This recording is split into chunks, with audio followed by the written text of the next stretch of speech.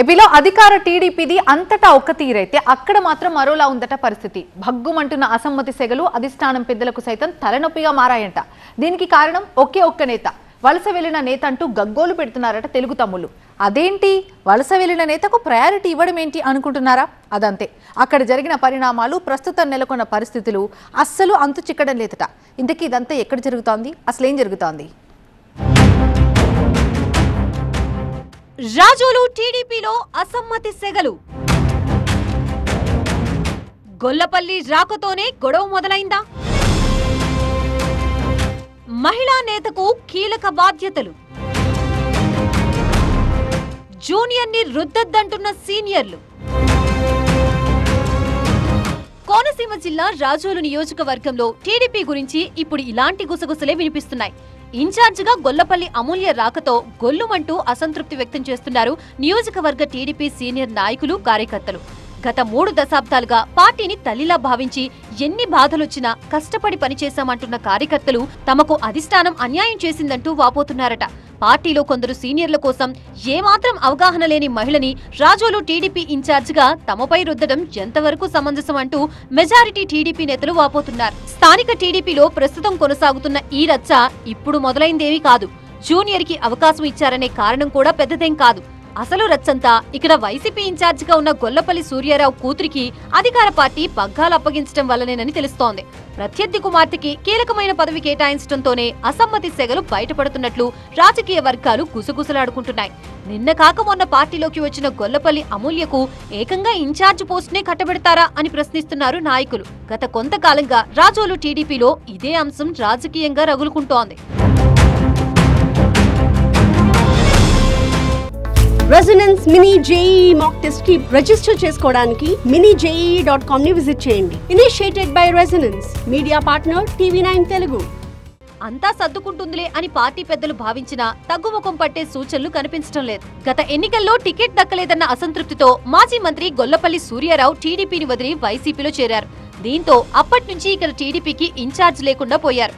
Correct గా ఇదే సమయంలో పార్టీ కోసం సర్వస్వం ధారపోస్తూ లోకేష్ పాదయాత్ర సమయంలోనూ కీలకంగా వ్యవహరించిన బీసీసీఎల్ టీడీపీ అధికార ప్రతినిధి చెల్లుబోయిన శ్రీనివాస్ తెర మీదకొచ్చారు. ఆయనతో పాటు చాలా మంది సీనియర్లు సైతం రాజోలు ఇన్ఛార్జ్ పదవిని ఆశించారు. దశాబ్దాలుగా పార్టీని అంటిపెట్టుకుని ఉన్న ఎస్సీ సామాజిక వర్గం నేతలు సైతం ఇన్ఛార్జ్ పదవి వరిస్తుందని చివరిదాకా ఆశగా ఎదురుచూశారు. అయితే అనూహ్యంగా అధిష్టానం తీసుకున్న నిర్ణయం అందరికీ షాక్ ఇచ్చింది. ప్రస్తుతం రాజోలు వైసీపీ ఇన్ఛార్జిగా ఉన్న గొల్లపల్లి సూర్యారావు కుమార్తెను టీడీపీ ఇన్ఛార్జిగా ప్రకటించడం పెద్ద చర్చకే దారితీసింది. తమకి ఇవ్వకపోతే ఇవ్వకపోయారు, కానీ ప్రత్యర్థి పార్టీ కుటుంబానికి కీలకమైన బాధ్యతలు అప్పగించడం ఏంటని స్థానిక నేతలు బగ్గుమన్నారు. పార్టీని కీలక సమయంలో వదిలేసి వెళ్లిన నాయకుడి కుమార్తెకే మళ్లీ కీలక పదవి ఇవ్వడమంటే ఏం సంకేతాలిచ్చినట్లవుతుందని ప్రశ్నిస్తున్నారట. అసలు టీడీపీలో ఏమాత్రం అనుభవం లేకుండా సీనియర్లు ఎవరో కూడా తెలియని అమూల్యకు ఇన్ఛార్జ్ పగ్గాలు ఎలా ఇస్తారన్నదే ఇప్పుడు తెలుగు తమ్ముళ్ల నుంచి ఎదురవుతున్న వాదన.